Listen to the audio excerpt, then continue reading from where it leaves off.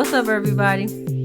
And this is your girl Leah B, and I welcome you to the latest episode of In the Mix, where I provide a history lesson on all your favorite genres of music.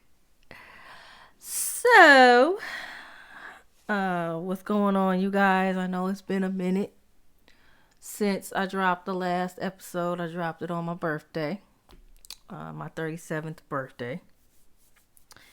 Yeah, I'm that old. But I'm blessed to see another year and whatnot. So, yeah. But anyway, like I mentioned in the episode where I talked about the history of R&B, if you haven't checked it out, it's episode number 7. It's on all streaming platforms, just in case you haven't heard. It's on Apple Music and all them other platforms. But anyway, I was going to talk about, have a Where Are They Now series where I talk about different artists and their careers and how popular they were in that certain era, and talk about where are they now currently. So, yeah. So let's get into the episode. So this episode, I will be talking about in this series, the first episode in this series, I will be talking about Craig David. I know you remember him. He had a few hits in the early 2000s and whatnot. So, yeah. So, by that time, R&B has changed by the early 2000s. It changed a little bit. And during that time, like in the early 2000s, neo soul was starting to be popular. Like it blew up during that particular time in the early 2000s. It was bubbling up in the early 2000s. It was bubbling up in the 90s.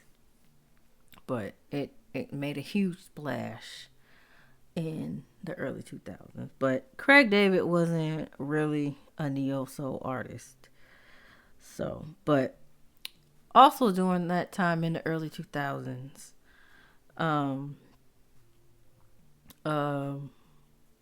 it was called Across the Pond. It was a British soul invasion. It was coined British soul at that time during the early 2000s, and it was like the British they always loved R&B music since the beginning. Like they were like in love with especially across the pond, like in Europe. Oh my God, R&B is like huge. To this day, even though R&B, I believe R&B is not dead, but if you like have a person that was popular like in the 80s or the 90s and haven't had a hit in like 20 years, go to Europe. They're still playing them regardless. So, but the women in the British soul invasion was gaining popularity at that time. Like you had Amy Winehouse, rest in peace to her. Floetry, I know you know Floetry. I might do an episode on them. Marsha Ambrosius, and another young lady by the name of Joss Stone. I don't know if you ever heard of her. She's real good too. But I might do an episode on her too as well. But the female artists weren't the only ones that were enjoying the success of British soul. It was the male artist as well. And that artist is who helped usher in the British soul in the early 2000s, was Craig David. So Craig David was born on May 5th, 1981, in a small town called Southampton, United Kingdom. So it's west of London. He came from a mixed background. His dad is black and of West Indian descent, and his mom was white and an English lady.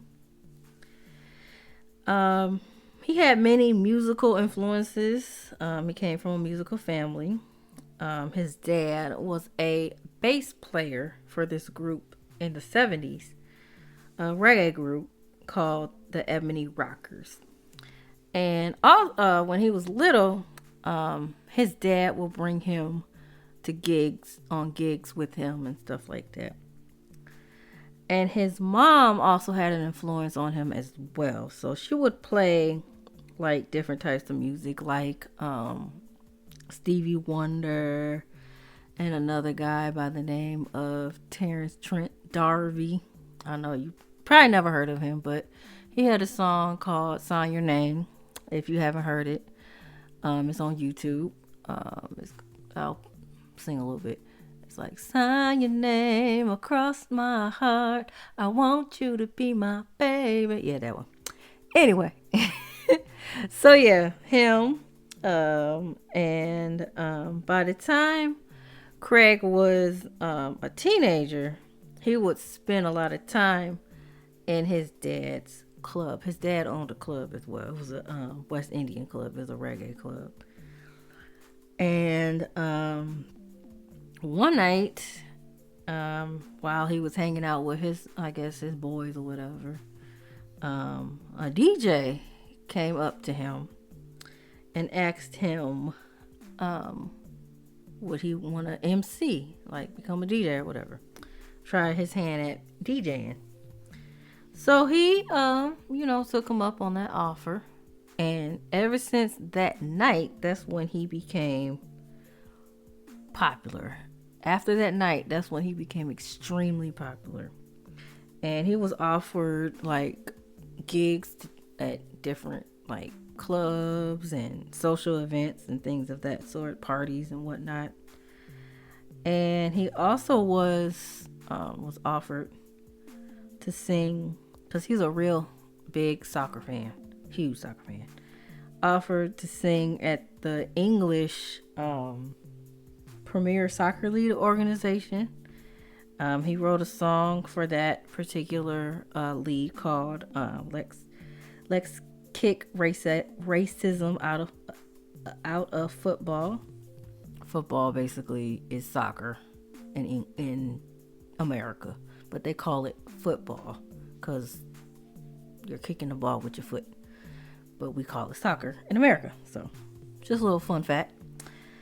And he also won a national song contest.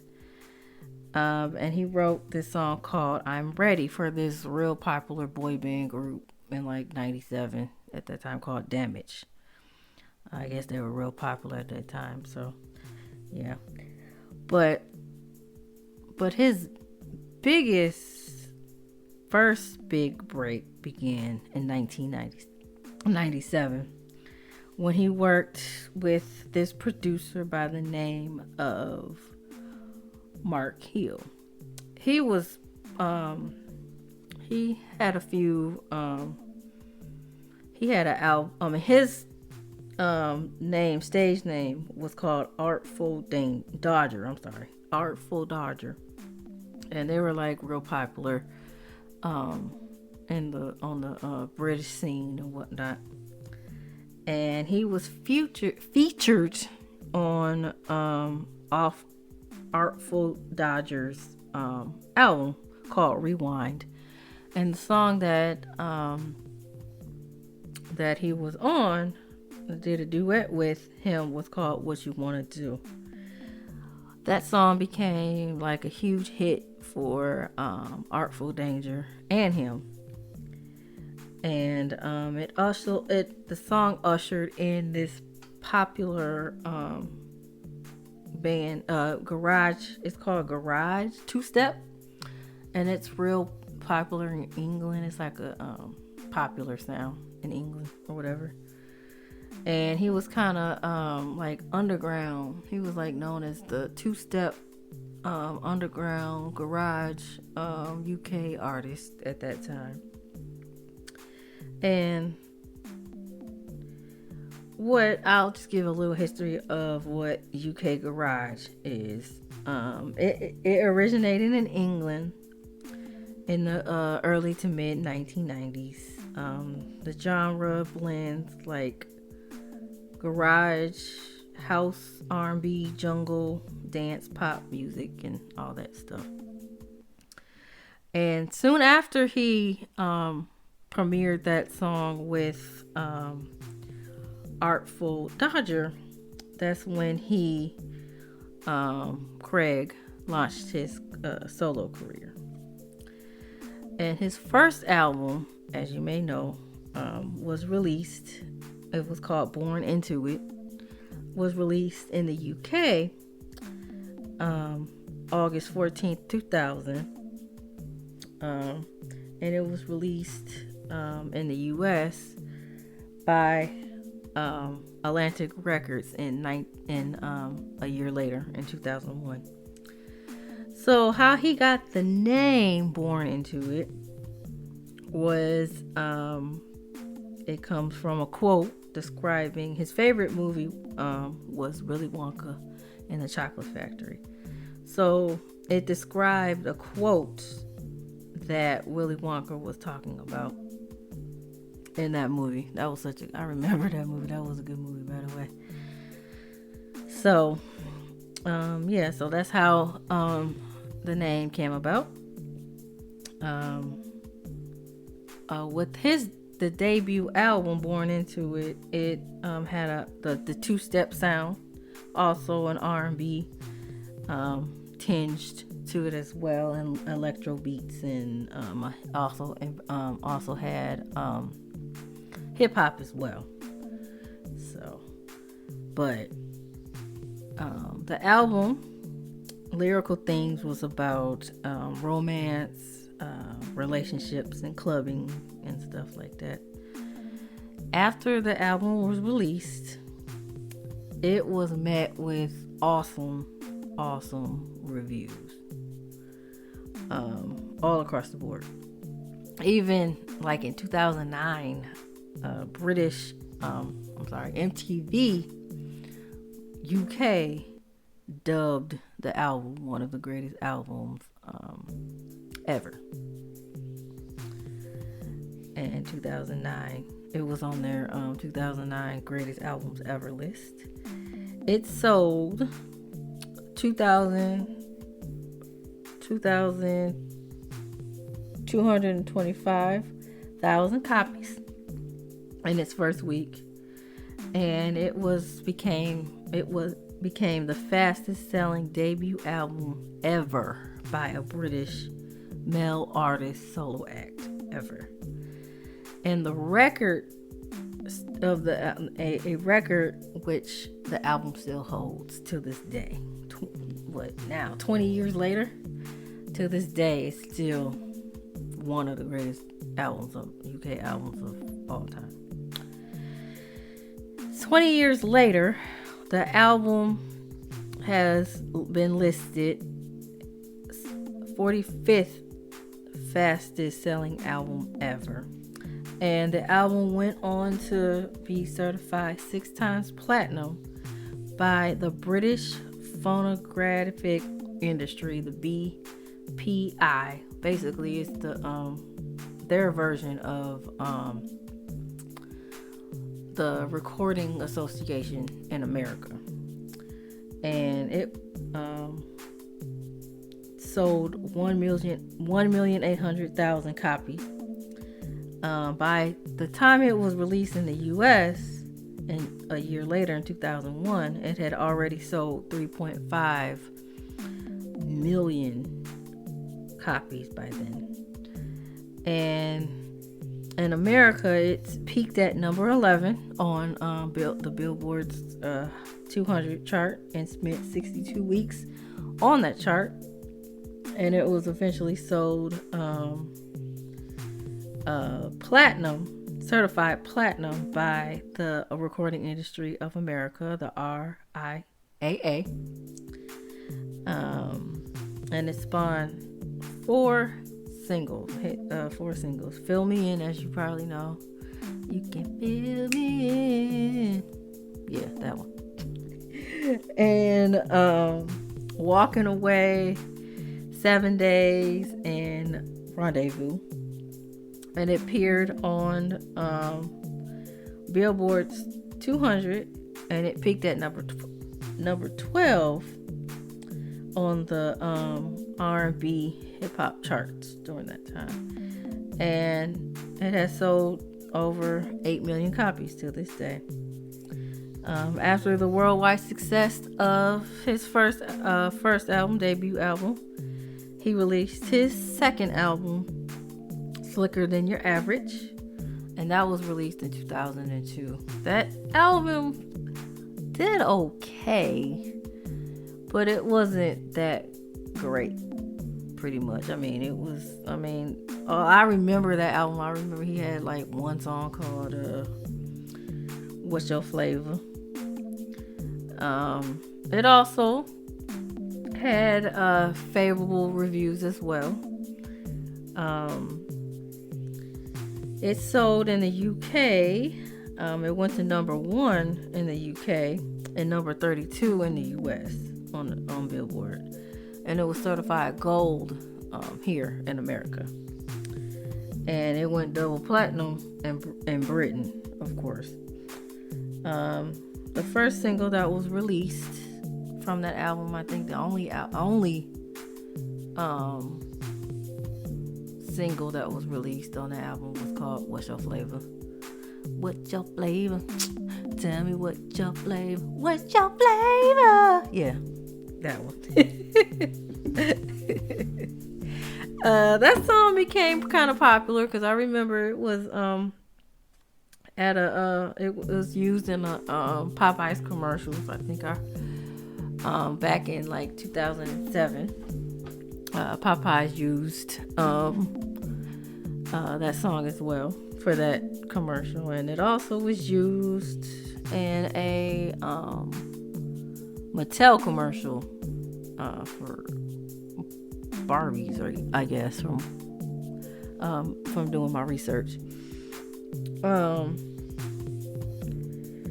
After that, he kind of disappeared from the American scene. After that, he kind of just disappeared. But in the next several years,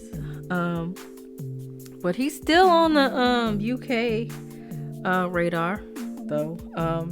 He's still doing tours and shows and all that good stuff. So by 2005, he had released his third album called The Story Goes. It had a few hits, but it did not. It was released worldwide except in America. And he also, had a greatest hits album that was released in 2009. Yeah, 2009, which featured all his hits and everything like that. But yeah, he continues to make music and all that good stuff. He has a DJ show on a British radio station called Capital FM, and it's a DJ show called TS5, and I guess you guys can check it out if you're in Britain. You can check it out on Mondays at 10 p.m.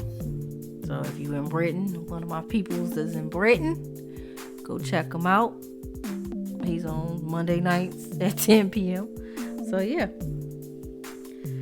But yeah, he will always be known as a legend in England with his amazing talent and all that good stuff, songwriting and all that stuff. So yeah, this is a brief history of life and career of Craig David. I hope you enjoyed this small history lesson on him. And thank you guys for rocking with me. And y'all be blessed. All right, y'all. Peace and love.